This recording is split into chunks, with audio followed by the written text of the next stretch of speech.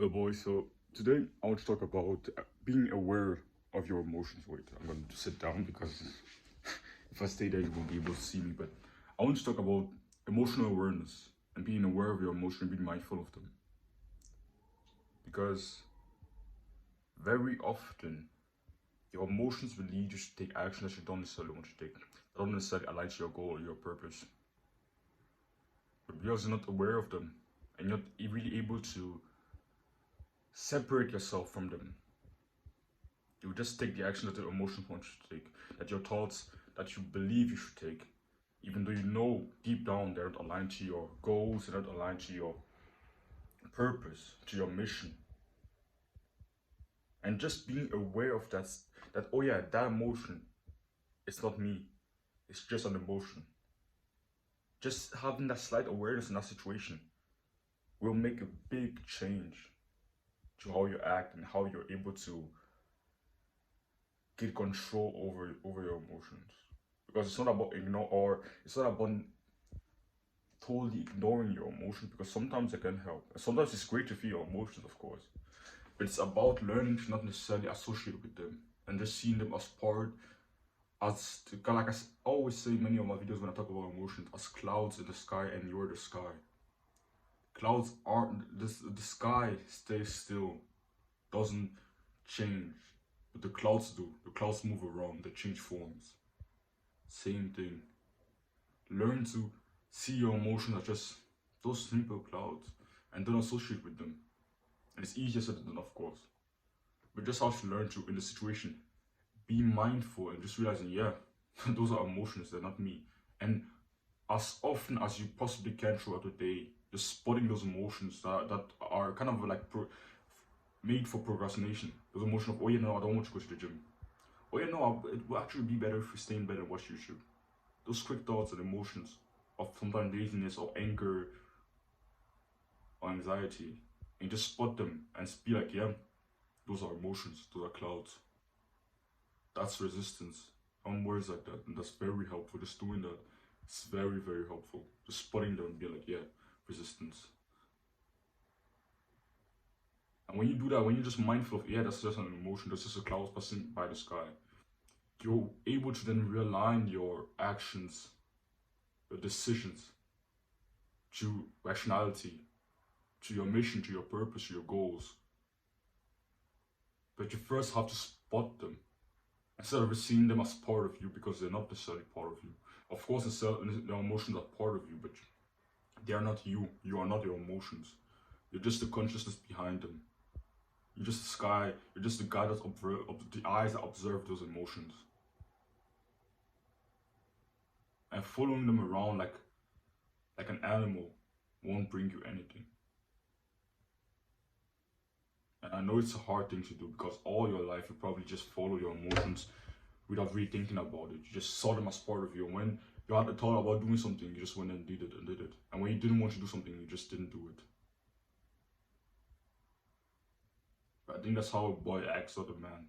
I don't think a man will act like that, just following his feelings. A man will take actions that are aligned to his purpose. He will know, okay, what am I trying to achieve? And then we'll fill his day with the activities that will help him achieve what he wants to achieve. And of course, I'm talking like this, but even I mess up very often. This morning I woke up, I started watching YouTube first thing in the morning. Just so be honest. But then I turned my day around. And I went to a cold shower, and then I cleaned the kitchen. And now my day's pretty great. And the way I turn my day around is by just noticing this emotion telling me, oh yeah, just spend the rest of the day watching YouTube, okay? You can do that.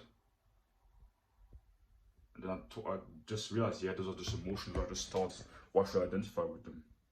And I turned the day around. And now it's a pretty productive day. But it started off like bullshit because I just followed my emotions. When my alarm rang at 4 a.m., I left my bed and turned it off. And then I went back to bed. And then at 5, I woke up again, and then I started watching YouTube until 6. So yeah, I'm not a master artist. I'm still learning. I'm still getting better at it. Of course, it's a skill. But you need to learn this. Because I think a person that just goes around following his emotions and never really learns to discipline himself to just do the things that he needs to do regardless of how he feels. I think that's just a boy, and I'm a boy. I don't consider myself a man yet. I don't think a man would be someone who would sometimes spend hours and hours watching BS on YouTube that he knows isn't productive. And I'm not saying this to shit on myself or anything. I am, but yeah, I'm just being honest. I'm 16. I will be 17, and I don't consider myself a man yet. Because I think a man is a person of masculine gender that has control over himself, has control over every single aspect that he can control. I don't think a man is described by his age by just being 18. Because very often we just see someone he turns 18 and we consider him a man. I don't think it's like that. I don't think a man is someone who's just 18 years old, a boy that should just turn 18. No. I think it's about how much control he has over himself and how much responsibilities he took over his life. I think a man is someone who took 100%, who took responsibility for 100% of the things in his life. And that has true control over himself and his emotions. And until I reach that level, I won't consider myself a man. So learn to just disassociate yourself from my emotions. And a great way to train this is just by visualizing. Visualize yourself not feeling like doing something that you need to do at all, like not feeling it at all. Not feeling this emotion of laziness and getting all those negative thoughts, all those limiting beliefs.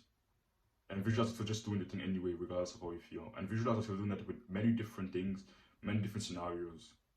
I think visualization is a great way to train this. Throughout the day, just visualize it. Visualize at the time that you often don't feel like doing the work, or a time when you often feel like procrastinating or doing something lazy, and visualize yourself really not feeling like getting all those barrages of emotions, negative emotions telling you not to do it, or to do the bad habit. And you just ignore them and just do it anyway. Visualize that as often as you can. I think that's a very powerful way to train this.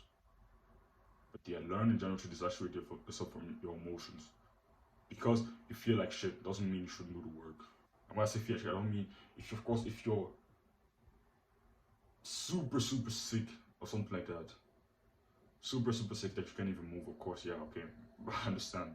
Then you can maybe lay in bed and read a book, who knows. But when I mean feel like shit, I mean you don't feel motivated. You don't feel like doing the work. It doesn't mean you shouldn't do the work. It just means you need to take that extra effort and kind of ignore your emotions and disassociate yourself from them, and do what you need to do regardless. Don't see your emotions as something that you need to follow all the time, that you need to regard, to take seriously all the time, because very often you shouldn't take them seriously. Very often you should just ignore them and do what you know you need to do. Do what you know you must do. Do what you know will get you to your goals. Do what you know will get you to your purpose. So yeah, don't run from discomfort. Chase it.